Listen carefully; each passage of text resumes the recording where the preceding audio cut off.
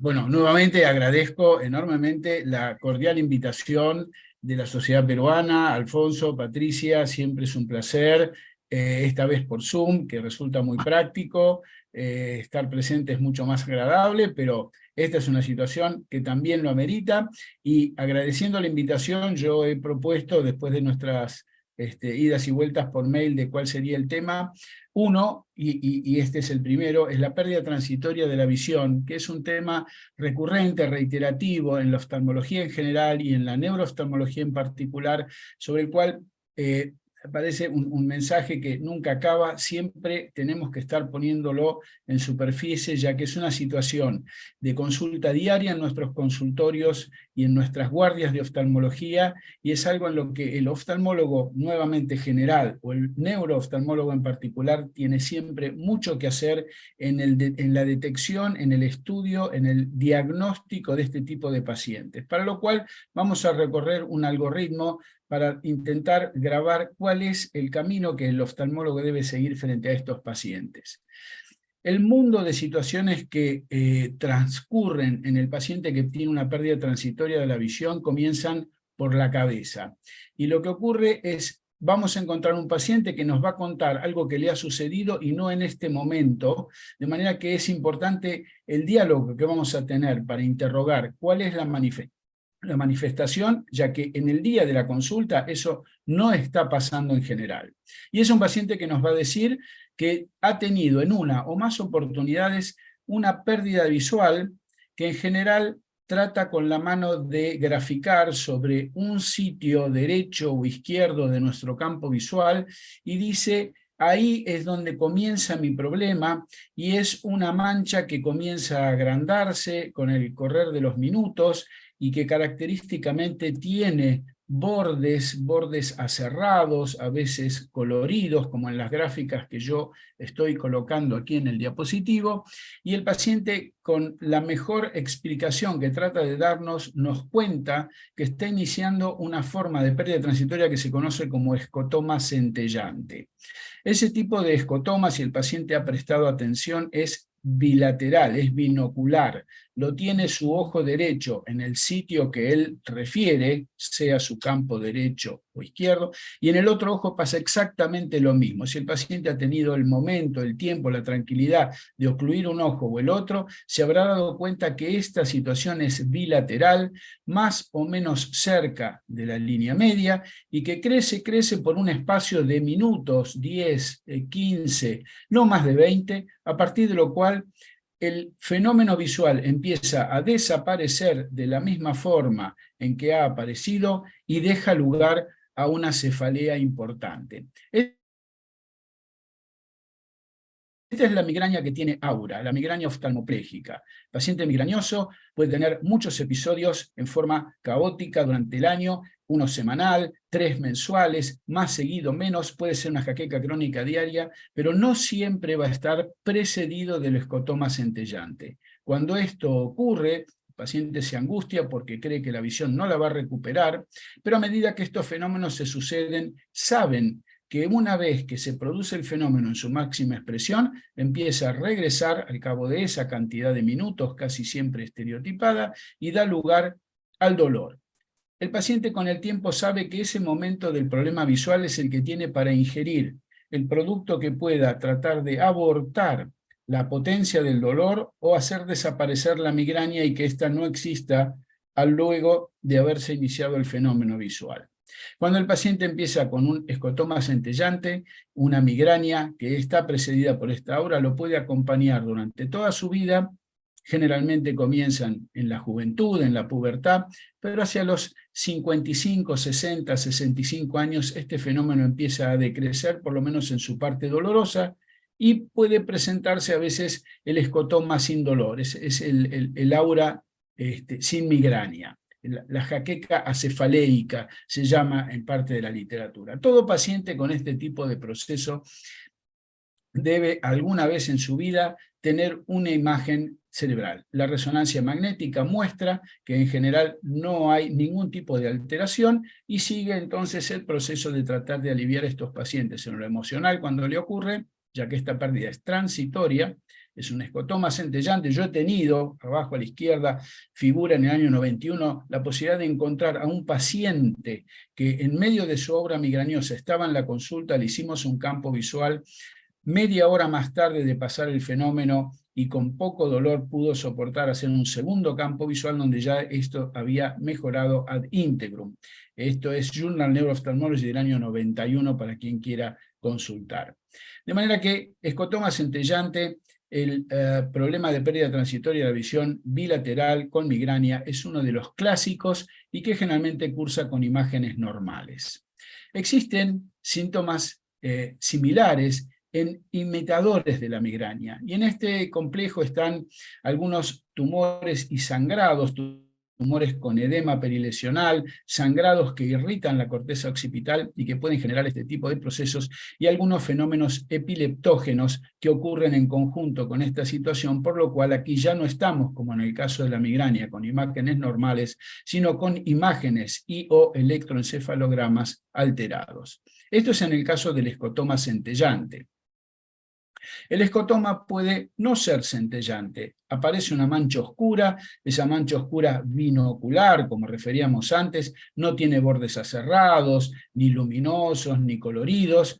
También tiende a desaparecer al cabo de cierta cantidad de minutos, pero ocurren, escotoma no centellante, ocurren en el caso de edema papilar. El edema papilar es una circunstancia donde el aumento de la presión del líquido cefalorraquídeo por alguna maniobra de Valsalva puede aumentar sobre ese aumento ya existente y generar oscurecimientos de la visión bilateral que luego se recuperan. La insuficiencia vértebro-basilar, cuando existe alguna alteración a nivel de la charnela, a nivel de las arterias vertebrales y de la basilar, que pudieran por algún movimiento de hiperextensión o hiperflexión disminuir el flujo del área occipital y generar entonces este tipo de oscurecimiento sin escotoma centellante, pero sí binocular. Y finalmente en la esclerosis múltiple, el fenómeno de Uthoff, cuando el paciente entra en hipertermia por un esfuerzo físico aumentado en periodos febriles o en una ducha muy caliente, por ejemplo, tener una pérdida transitoria de la visión debido a este fenómeno de Uthoff que ocurre en la desmielinización. Esto en cuanto a los fenómenos binoculares con o sin situación de el escotoma centellante, y que dan lugar a un grupo de estudios que finalmente son del ámbito de las neuroimágenes. ¿Qué ocurre cuando el escotoma es monocular? El escotoma monocular es el paciente que pierde, y es importante porque es otro paciente, es otro camino, es otra sintomatología que vamos a encontrar. Es el paciente que pierde la visión en un solo ojo, a veces por segundos, a veces por minutos, a veces es más prolongada. Es en un solo ojo, casi siempre es central, aunque puede en ocasiones el paciente referirlo como altitudinal superior, inferior, y el propósito del oftalmólogo en ese momento es más urgente que en todo el grupo anterior. En la pérdida monocular de la visión, para el cual se reserva el título específico de amaurosis fugax, el oftalmólogo tiene la obligación de evidenciar enfermedad embólica o poner en evidencia que no existe enfermedad embólica. ¿Cuál es el trabajo del oftalmólogo? Que es importantísimo en ese momento, planteándose que tiene que encontrar o desenmascarar un foco embólico, tiene que ir a buscar en el fondo de ojo si existe un señalador. Aquí en la flechita que se prende y se apaga, en esta imagen central arriba, existe una placa de color blanquecino enclavada en una bifurcación arterial, es una placa de Hollenhorst. Cuando uno encuentra esto en el fondo de ojo, tiene que ir a buscar el origen de donde ha partido esa placa que ha traído al paciente con amaurosis fugax. Esto antes de que ocurra lo que se ve arriba y a la derecha, que es ya una isquemia de rama, una isquemia de la temporal superior, donde toda la hemirretina superior ha quedado isquémica y tenemos ya una mancha rojo cereza. De manera que en el examen oftalmológico del paciente que tuvo una amaurosis fugax, la tuvo hace una hora, la tuvo el día anterior, la tuvo el mes pasado y recién consigue el turno para vernos, tenemos que ir a buscar en el examen oftalmológico si existe una placa de Hollenhorst. Por supuesto, el caso más grave, y por eso lo traigo a colación, es este paciente que dice: yo tuve un primer episodio hace pocos días, como se me pasó, no le di importancia, dije que ya iba a pedir una consulta al oftalmólogo, tuve un segundo episodio hace menos días, pero ahora ya no lo recuperé y vengo de urgencia a consultarlo, doctor, con este fondo de ojo, con un ojo que ya no ve, con una retina isquémica y una mancha rojo cereza. De manera que si tenemos la suerte de encontrar al paciente cuando el episodio ya ocurrió y todavía no estamos en este fondo de ojo, es donde hay que actuar, pérdida transitoria monocular, ir a buscar semáforo rojo, el foco embólico.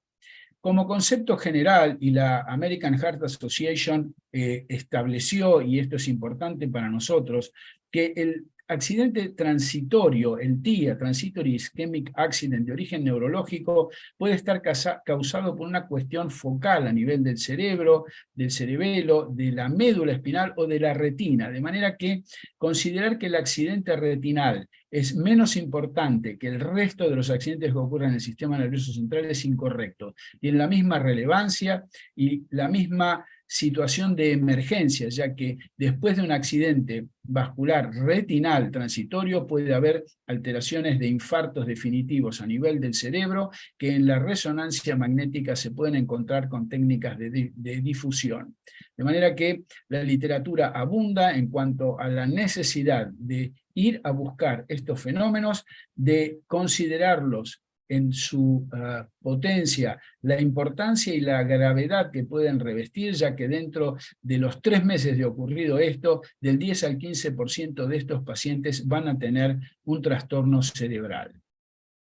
Dijimos que hay que ir a buscar el foco embólico en los pacientes de esta amaurosis fugax monocular, y el primer foco embólico es el que se encuentra a nivel carotidio. Tenemos la obligación de pensar en esas carótidas como responsables y solicitar un estudio, primero no invasivo de ecodoppler, y si es necesario un estudio angiográfico ya más invasivo, de manera de poder ubicar si esas carótidas están libres de algún fenómeno obstructivo o contienen, como se ve en este caso, un nivel de placas ateromatosas obstructivas, donde el estudio más importante que se realizó en este sistema, que se publicó en el New England Journal of Medicine en el año 98, el North American Symptomatic Carotid Endarterectomy Trial Collaborators, el NASSEC, es el que estableció que aquellas obstrucciones vasculares sintomáticas, la amaurosis fugax, por ejemplo, que estén por arriba del 69% de obstrucción ecográficamente detectables,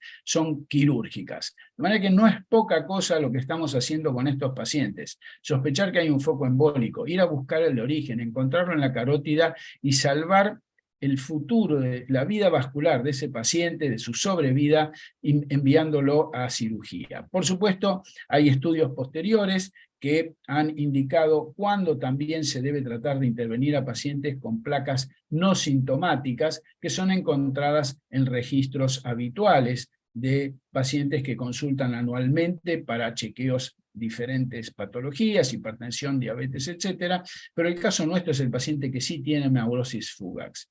De manera que, primer paso, amaurosis fugax monocular, fuimos al fondo de ojo, encontramos, descartamos o pusimos de manifiesto foco embólico, fuimos a buscar la carótida, ya pasamos por la carótida y si lo encontramos ahí, hicimos el primer gran favor a la vida del paciente.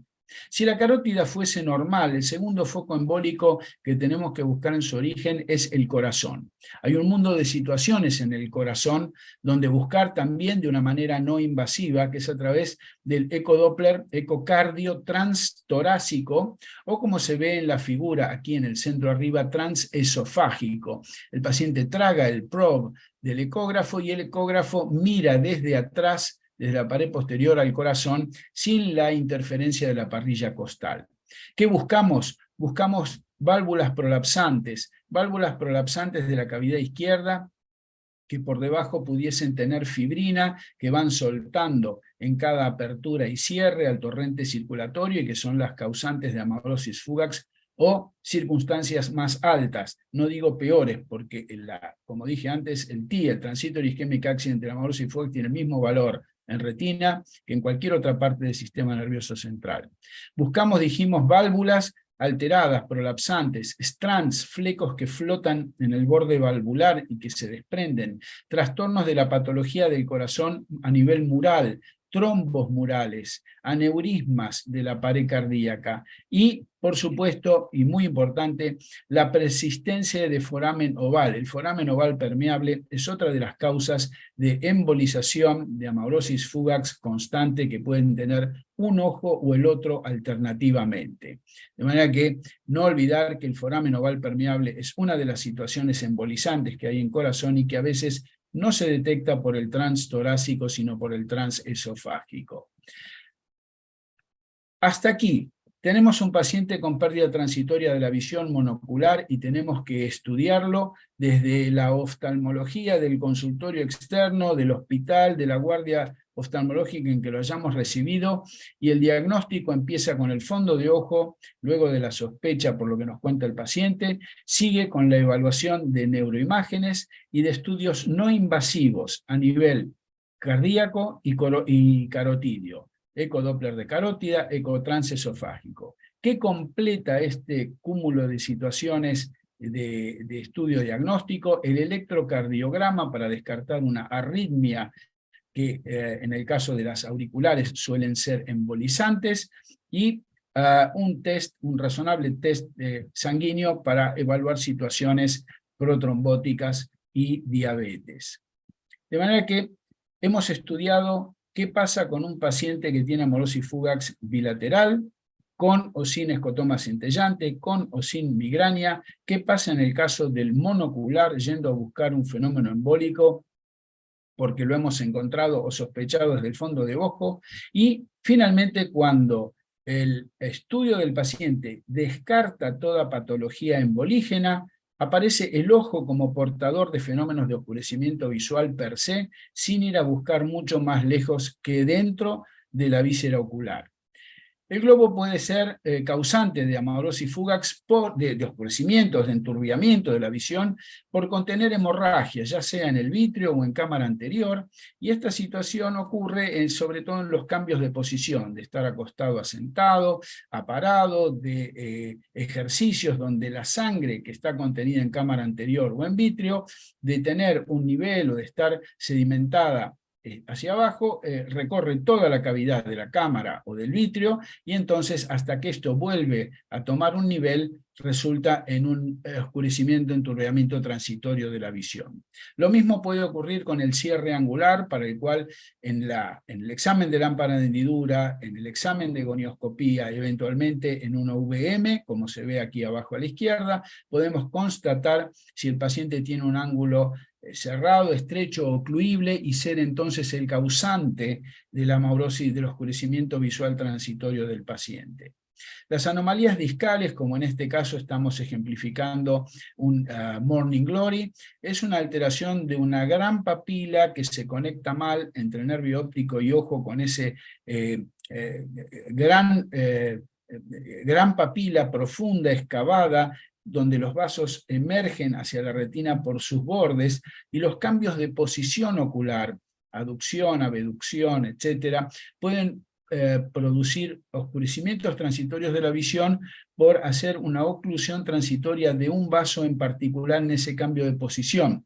Nosotros lo comparamos como el caso de la sopapa, que se utiliza para destapaciones, para destapar un plomero, donde la parte de goma es la que se equivale a esa papila malformada del Morning Glory, y entonces la parte de madera, el palo, vendría a ser el nervio óptico, que cuando se mueve hacia derecha o izquierda del globo ocular, produce las deformaciones de esa parte de goma, que son las que traducen la deformación a un binding, a un estrechamiento del vaso, sea nasal o temporal, cuando ocurre este movimiento, y ahí la amaurosis fugax. En cuanto al edema de papila, ya lo hemos mencionado, la posibilidad de que el paciente tenga hipertensión intracraneal y que esto, en un aumento por Valsalva u otro tipo de esfuerzo, genere una pérdida transitoria. Desde ya, las enfermedades como oclusión de arteria o vena central pueden estar precedidos por fenómenos de oscurecimiento hasta que terminan generando el fenómeno definitivo, y también el síndrome antifosfolipídico, que entra en el catálogo de las sospechas para el análisis de sangre que solicitamos a todos estos pacientes. La compresión del nervio óptico, finalmente, es una rara pero no excluible situación. A veces el exoftalmos delata a que el paciente que nos consulta con amaurosis fugax tiene una masa que produce protrusión del ojo, a veces no es tan evidente, pero aquí en este caso en particular, un ojo miope de una paciente, en el caso del ojo izquierdo, la paciente, al mover el ojo en aducción, el nervio óptico se veía desplazado y comprimido hacia el tumor, que en este caso es un angioma cavernoso, y ahí ocurría la amaurosis fugax transitoria según el área de la mirada. Y finalmente, lo que hace poco tiempo se ha dado en llamar el wake up blind, es el caso de esos jóvenes, sobre todo, que en una noche de salida de paseo con amigos y bebida, suelen quedar dormidos en algún lugar, en alguna situación donde el ojo queda comprimido de alguna manera sobre el antebrazo, y al despertar, hasta que se recupera la circulación, el paciente tiene este tipo de manifestación al despertar. Tenemos el caso de pacientes que nos lo envían por esta circunstancia que es repetitiva, no en ocasión de una salida, no en ocasión de beber, no en ocasión de quedar dormidos por allí, y los interrogamos cómo es que ellos suelen dormir habitualmente, y de pronto este muchacho nos comenta: yo duermo de esta manera, y claro, suele poner su mano entre la almohada y su órbita, la órbita izquierda, y el paciente suele despertar con oscurecimiento, con amaurosis de ese ojo, hasta que luego se recupera. Es por la forma de dormir, y detectado esto se acabaría en nuestra investigación. El recorrido de este algoritmo, insisto, es muy importante. El oftalmólogo tiene una acción importantísima y decisiva al recibir este tipo de pacientes, se trate de cualquiera de ellos en el recorrido de este algoritmo, para tomar las acciones necesarias para hacer las investigaciones que corresponden y evitar males mayores como la pérdida definitiva de la visión. Yo con esta primera charla creo haber cumplido con lo que corresponde a amaurosis fugax. No sé si quieren hacer algunas preguntas, comentarios, antes de pasar a la siguiente. Digan ustedes, Alfonso, Patricia. Alfonso, ¿las preguntas al final o relacionadas a este tema de una vez? Bueno, si es que hay alguna pregunta, podemos intervenir. Acá hay una pregunta en el chat, Pati. Acerca de Yoconda Armas, que le encontraron jaqueca cefaleica, y ese fue el diagnóstico. Felicidades por la presentación. Y encuentro en un paciente placas en una de las bifurcaciones arteriales de la retina, sin antecedente de amaurosis ni otras alteraciones. Igual sugiero la ecodoppler y seguimiento del paciente. Primero, Yoko, un gusto saludarte después de tanto tiempo, que nos visitaste en Buenos Aires hace unos años. Un placer, has venido por el Hospital Británico. Si un paciente tiene placas y no tiene amaurosis fugax, estamos hablando de placas de Hollenkorst, siempre voy a hacerle un ecodoppler de carótida, porque nos podemos encontrar con una situación de una gran compresión, de una gran obstrucción del flujo, o de una pequeña obstrucción del flujo. Y en cualquier caso, si es pequeña, hará periódicamente, una vez por año o más, ecodoppler para seguir controlando qué pasa con esa manifestación carotidia. O nos podemos encontrar con un paciente en el que, sabiendo esto, 3 meses más tarde, 6 meses más tarde, empieza con amaurosis fugax. Así que si uno encuentra esto en el fondo de ojo, la obligación es ir a buscar las carótidas, qué situación tienen. Muy buena la pregunta. Otra pregunta, ¿las drusas del nervio óptico producen amaurosis fugax? Las drusas del nervio óptico son un verdadero dolor de cabeza, no para el paciente, sino para nosotros. Las drusas muchas veces ocurren en forma asintomática durante toda la vida del paciente y se saben de casualidad en un examen cuando el paciente ya es adulto o porque el pediatra sugiere que el niño sea enviado a un oftalmólogo para realizar el fondo de ojo, y ahí empiezan los seguimientos donde los campos visuales darán manchas ciegas aumentadas, darán alguna lesión a nivel nasal inferior, casi siempre hay escalones nasales que suelen acompañar la presencia de estas drusas, pero en ocasiones las drusas, que son congénitas, que es un trastorno que el paciente trae desde nacimiento, que son procesos hialinos que se encuentran en la profundidad de la cribosa y que van a eclosionar hacia la superficie en la primera, segunda década de la vida, en ese trayecto de ir hacia adelante pueden molestar fibras del nervio óptico y vasos y pueden generar algún oscurecimiento transitorio de la visión. Hemos tenido la desgraciada situación a lo largo de los años y de la práctica neurooftalmológica de encontrar pacientes que han hecho neuropatía anterior isquémica en la juventud por este tipo de procesos. Es el drusen que avanza hacia adelante y que en algunas oportunidades más desgraciadas ha sido bilateral. Así que sí es posible que lo realicen. Esa cuestión hay que tenerla en cuenta. No son ¿Ha tan estudiado el inocentes. embolismo ateromatoso del arco aórtico en Argentina? Yo no recuerdo que haya un estudio randomizado, realizado, publicado, pero sí, la enfermedad asfímica del Takayasu en el periodo, en la parte más grave. Hay estudios que realizó el doctor Schlein de la Universidad Austral. Él tiene hecho un estudio sobre varios casos de enfermedad asfímica por ateromatosis del arco aórtico. Sí, señor. Yo creo que esa charla es muy importante porque aquí el síntoma de amaurosis fugaz puede indicar no solo una enfermedad ocular, pero sistémica. Y nosotros en la anamnesis tenemos que detectar en el paciente el tipo de pérdida que nos refiere para poder identificar el síntoma. Doctor, si uno quiere clasificar la amaurosis fugaz por el tiempo de duración, también nos serviría desde alguna forma clínica. Por ejemplo, que dure segundos la pérdida de visión.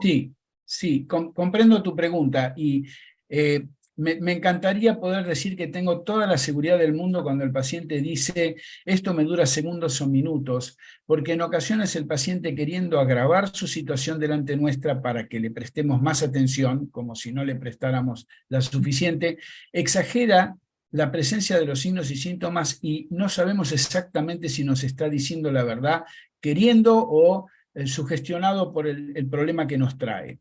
Hay pacientes que dicen esto me dura 1 hora, 2 horas, 3 horas.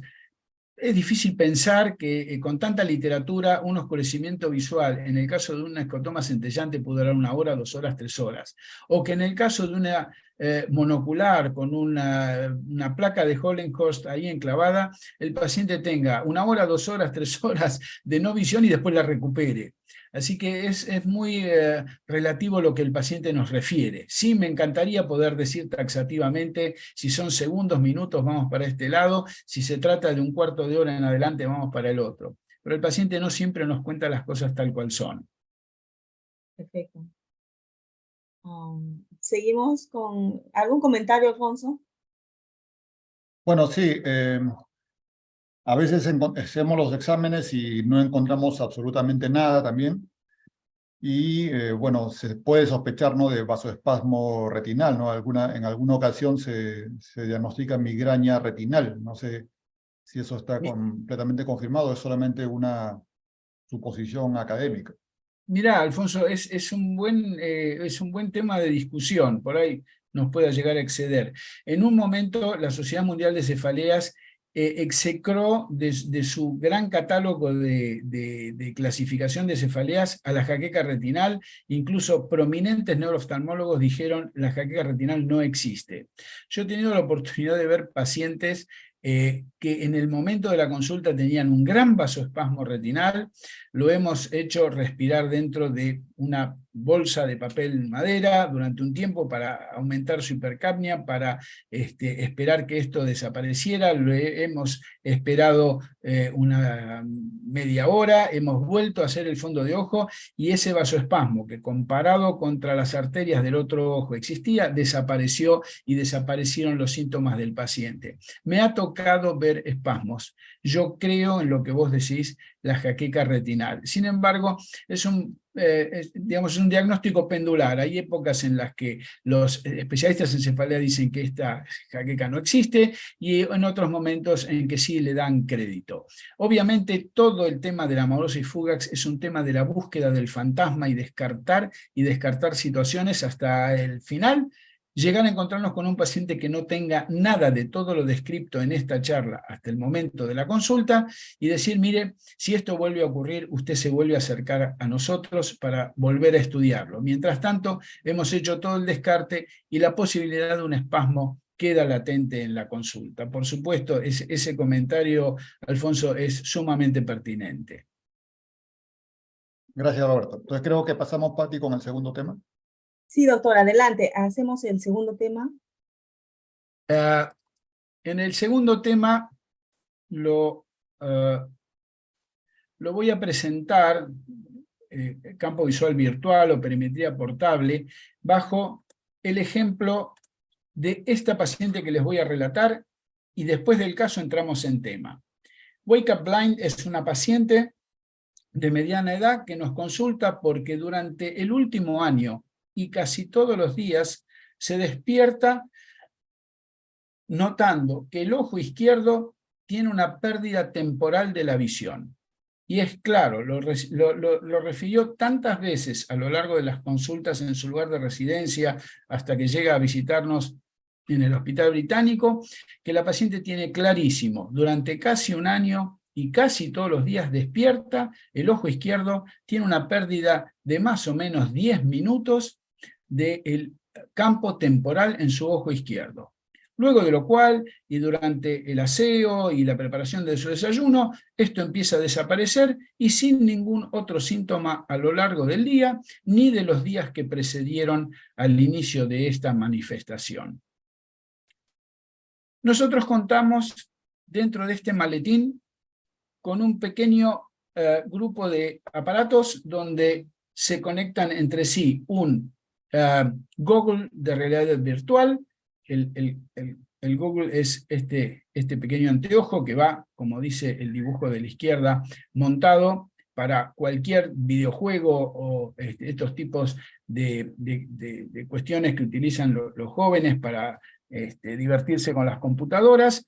Este equipo de Google virtual instalado en el paciente tiene a su vez un iPad que contiene todos los programas de un perímetro de mesa, como se ve aquí atrás, donde se elige qué estudio se le va a hacer al paciente, y por conexión Bluetooth, este iPad, donde hemos elegido un programa de umbrales para chequear el ojo derecho o el ojo izquierdo, es transmitido a este aparato de Google de realidad virtual que tiene el paciente instalado en su cabeza, como se ve aquí, y con este pulsador que tiene el paciente en la mano, va contestando los estímulos que se le presentan dentro de los Google de realidad virtual para que se pueda confeccionar un campo visual tal cual como lo confeccionamos en cualquier perímetro computado que tenemos hoy en un consultorio oftalmológico.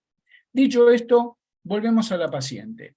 La paciente realiza, con un perímetro de estos de realidad virtual, un campo visual en ambos ojos, y aquí se ven los resultados. Tiene campo visual, tanto en ojo derecho como en ojo izquierdo, un campo visual completo.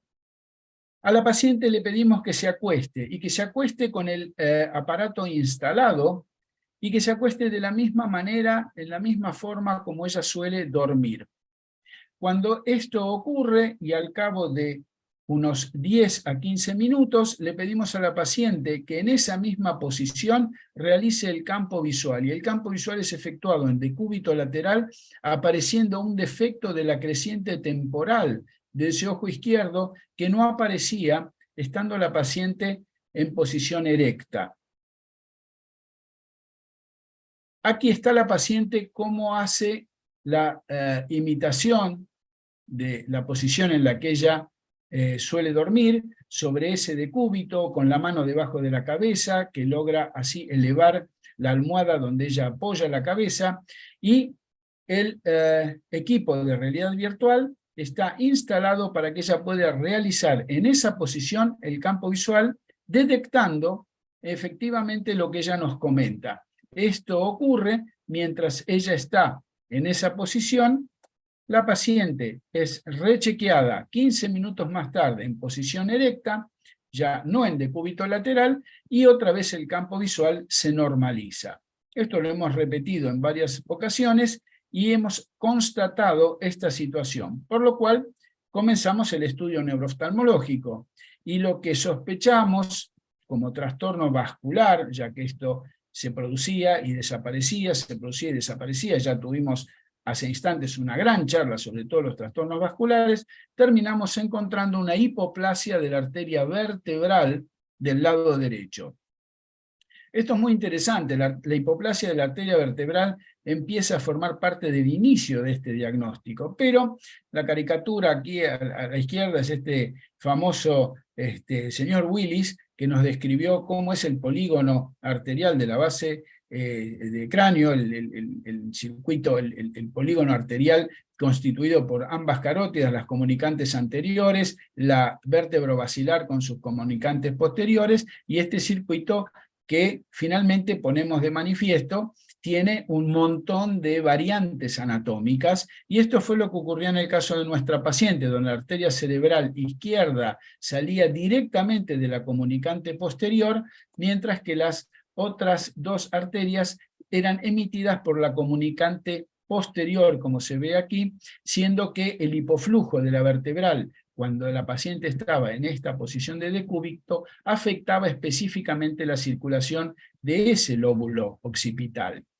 De manera que hay literatura vasta sobre este tema. Hay un estudio centroamericano muy interesante donde habla de la prevalencia de la hipoplasia de la arteria vertebral de un 2,7% en la población natural, y que esto causa manifestaciones en la circulación posterior, es decir, en la parte que corresponde al lóbulo occipital. Recordamos que la creciente temporal de cada ojo tiene manifestación solamente monocular. El ojo contralateral hacia su campo nasal no llega tan lejos, 50, 60 y hasta 70 grados, de manera que todo lo que ocurre a este nivel ocurre en un solo ojo, siendo que el problema está en la profundidad de la cisura calcarina.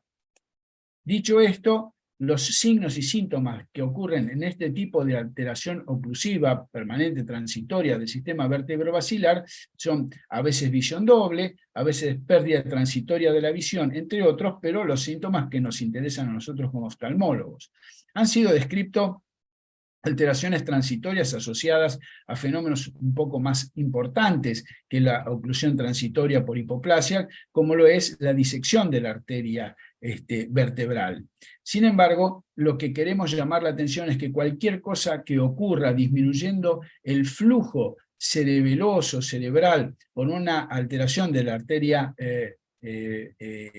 por una hipoplasia de la arteria vertebral, suele terminar con hipoperfusión, en este caso está demostrado, de las áreas correspondientes a la irrigación posterior de esta parte del círculo de Willis, y volvemos a esta paciente que, como vemos en el esquema anatómico a la izquierda, por donde transita la arteria vertebral hasta formar entre la derecha y la izquierda el tronco basilar, cómo transitan en esta angiografía, cómo se comportan en la paciente a la que le hemos hecho una radiografía en la misma posición en la que ella descansa, y vemos la aplicatura de los agujeros de conjunción por donde pasa la arteria vertebral, que termina dando esta arteria hipoplásica que hace el binding en el cuello, que se tuerce en la posición que la paciente utiliza para dormir, y allí tenemos el diagnóstico que se soluciona muy sencillamente, habiendo detectado esto, explicándole a la paciente que debe cambiar la forma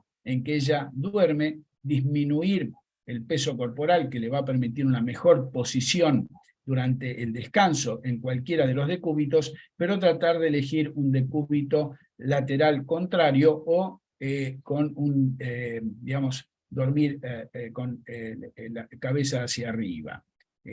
Aquí tenemos qué era lo que pasaba con la paciente, y esta situación solo pudo haber sido detectada con un equipo de realidad virtual. Y aquí el tema de la charla.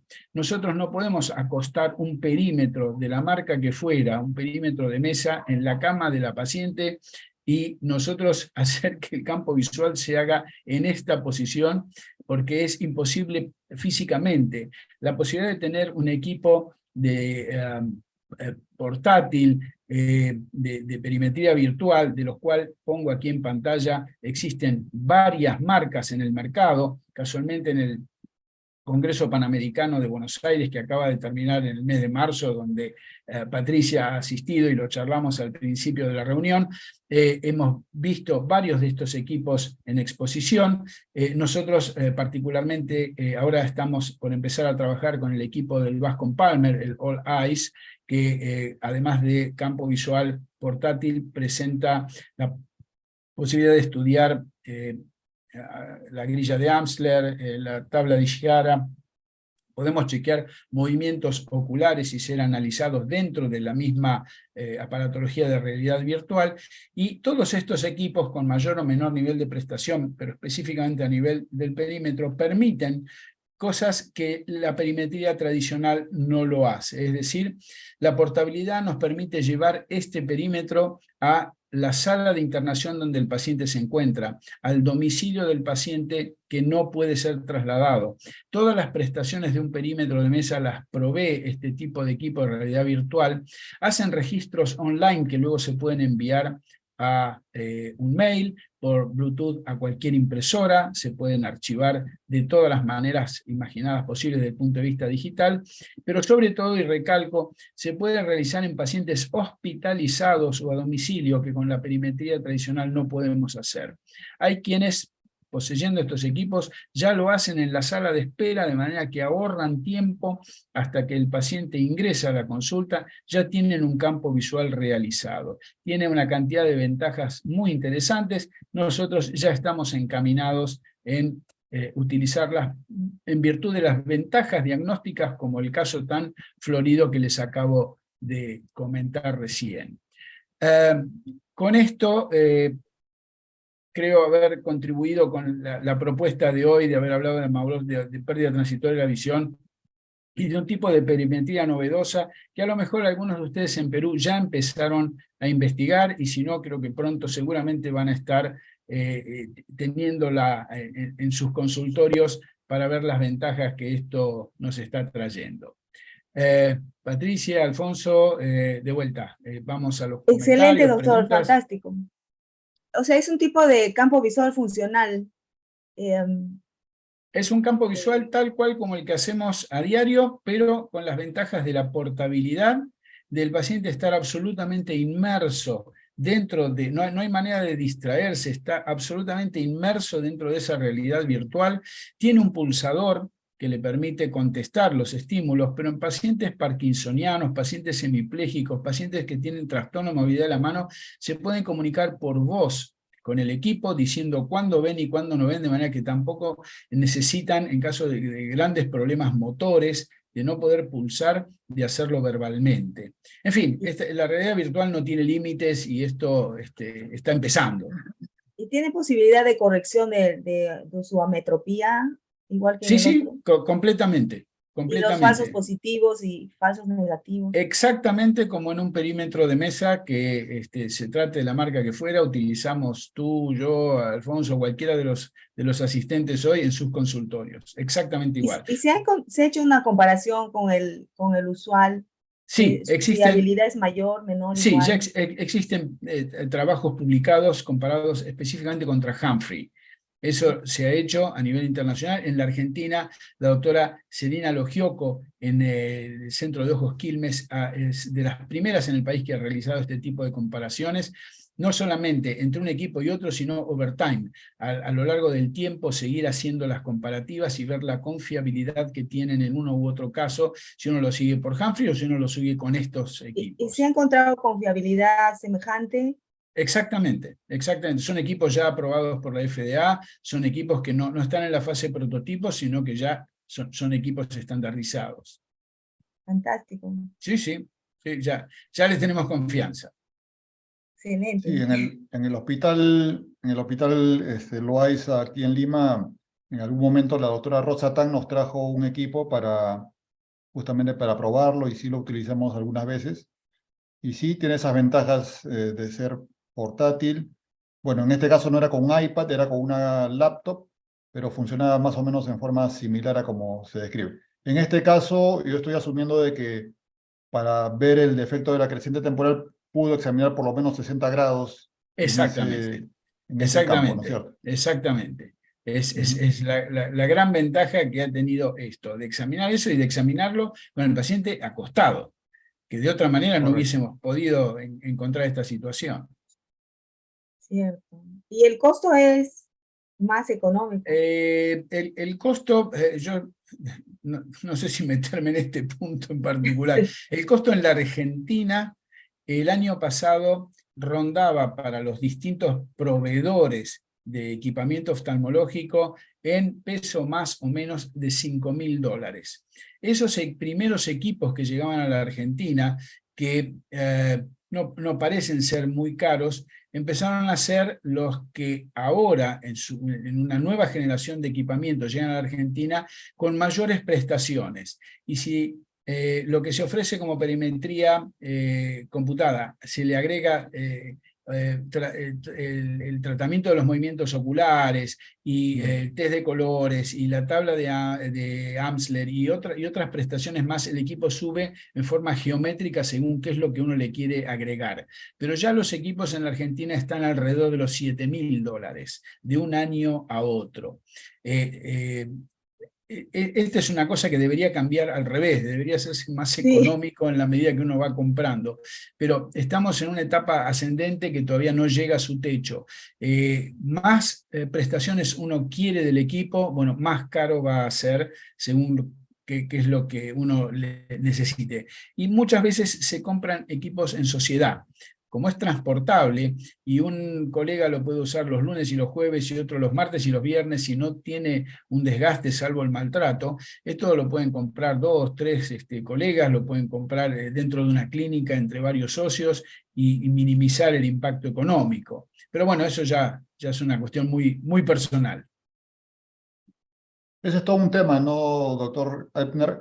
Eh, por ejemplo, en Estados Unidos están acostumbrados al uso del Humphrey y casi todos sus estudios los hacen con Humphrey.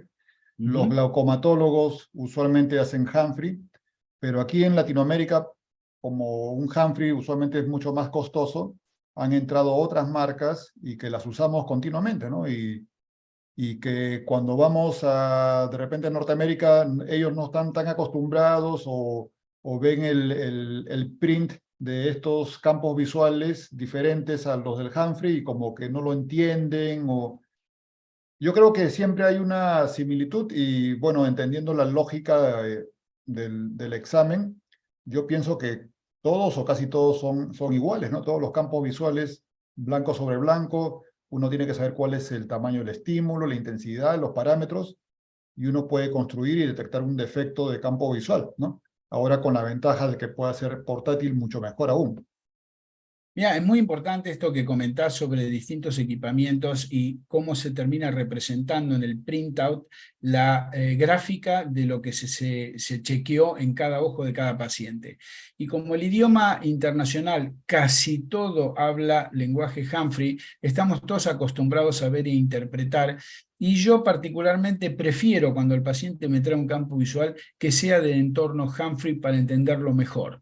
Existen distintos modelos inclusive de Humphrey, existen distintos programas más rápidos o menos rápidos para entender qué le pasa al paciente.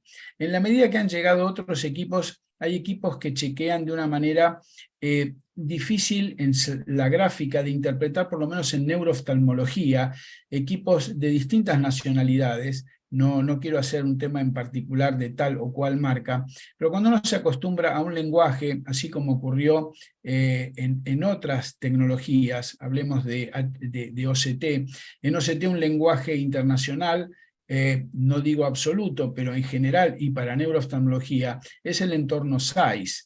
Si uno habla de un OCT size para ver nervio óptico, en general está viendo una capa de fibras con la menor cantidad de ruido posible de lo que hay en el mercado, que supera a otras marcas, pero el retinólogo que quiere ver mácula puede sentirse más confiado con un Heidelberg que tiene otro tipo de imagenología para la mácula que supera en algunos aspectos al size. En fin, uno puede ir más finito en marcas o no marcas, pero siempre se establece un estándar en el mercado, como en el caso de recién, para que campo visual uno lo asemeje a Humphrey. En neurooftalmología, nosotros casi siempre, y por las publicaciones y por el uso en la Argentina, que tenemos Humphrey y Octopus como lo que más se utiliza en nuestro medio, son los lenguajes de printout de interpretación más generales. A veces nos cuesta entender un equipo que presenta otro tipo de print, otro tipo de gráfica, no solo por la escala de grises, que es la primera orientadora,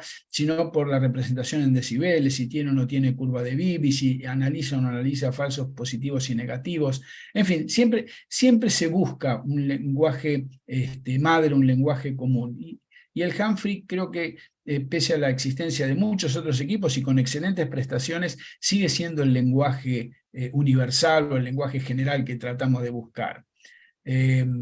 Digamos, no es para polemizar, pero cuando un equipo más se parece al lenguaje internacional que uno habla y se trate de cualquier otra marca o de cualquier otra proveniencia, lo que uno aprendió, con lo que uno se fue nutriendo a lo largo de la experiencia y de lo que se ve publicado, trata de emparejarse con eso. Y hay equipos que no lo hacen. No sé si vos te referís a algún equipo en particular, pero esto nos pasa en la Argentina. Tratamos de buscar que Humphrey sea lo más parecido al lenguaje que hablamos todos. Y estos equipos virtuales, por lo que yo estuve investigando, se parecen a eso, tratan de remedar el entorno Humphrey. Acá hay unos comentarios. Gracias por la charla, excelente. Saludos desde Venezuela. Otro comentario, lo importante de estos equipos son la base del dato, los datos normativos con los que se diseñan. Y entiendo que todavía están trabajando en ello. La gran ventaja es la portabilidad de este último equipo que nos han mencionado. Exactamente. Por eso nosotros en este momento hemos elegido el All Eyes, que es el que desarrolla el Bascom Palmer, que es el que más avanza en este aspecto, que es el que mejor base de datos está proveyendo, el más confiable a nuestro juicio. No quiero, digamos, hacer ninguna cuestión comercial, quiero insistir en esto, pero a la hora de la compra hemos empezado a utilizar el Micromedical Devices, que era el que teníamos a mano y que fue excelente para comenzar nuestro uso, y finalmente hemos terminado en la compra por determinadas facilidades que hemos tenido y por pensar en esta base de datos en el equipo que está produciendo el Bascom Palmer. Además, la ventaja de esta cuestión digital es que cada avance que ocurra no es en el hard, sino en el soft. De manera que esto se puede seguir aumentando la modernidad de los equipos en sus prestaciones y en nuevas prestaciones en virtud de una incorporación en el soft, que no hace que tengamos que comprar otro equipo, que al mismo equipo se le pueda agregar. ¿Y es el Bascom Palmer el que lo está comercializando o diseñando, o ellos usan una marca de un tercero? Eso es un joint venture que tienen con la empresa All Eyes, que junto con los desarrolladores del Bascom Palmer están trabajando en conjunto para la comercialización. Pero ellos tienen, por ejemplo, el privilegio de utilizar el logo del Bascom Palmer y decir que son la marca que arrastra el knowledge del Bascom Palmer. Ah, interesante. Sí, muy interesante todo esto. Se va a poder evaluar al paciente de otras formas.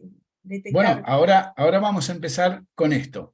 Vamos a ver qué pasa con el paciente en otros decúbitos que no sea la posición vertical, erecta, sentado, haciendo el campo visual, sino tratando de llevar al estrés de la circulación carotidia o vertebral, tratando que el paciente lo haga en otras posiciones de hiperextensión, de hiperflexión, recostado sobre uno u otro de sus decúbitos, para poner de manifiesto cuáles son los momentos de falla del sistema circulatorio. Claro, o en actividad física extrema. Claro, ya hay muchos campos por investigar ahora. Ajá, tal cual. Sí. Hay mucho paciente mayor que se despierta en las noches y reportan síntomas visuales, ¿no? Oscurecimientos o visión de luces extrañas, moradas, azules, Se puede medir ¿no? eso ahora.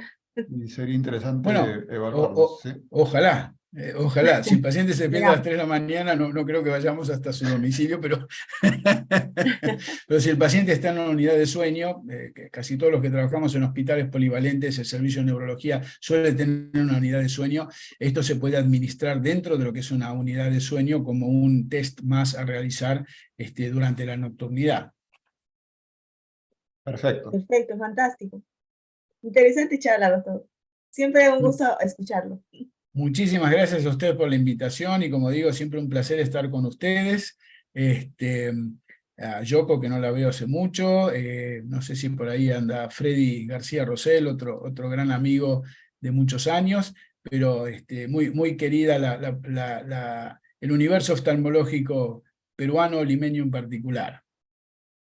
El doctor Ríos Montenegro también está mandando saludos ¿Algún o comentario, Acá hacer un doctor? está comentario. Ernesto. Ernesto. Queridísimo Ernesto. Mi No lo querido veo aquí en el Roberto, chat. encantado de saludarte Aquí y estás, gracias por tu Ernesto, pero presentación. qué alegría de verte. Tantos Te he años habiendo escuchado con comenzado con mucha esto. atención.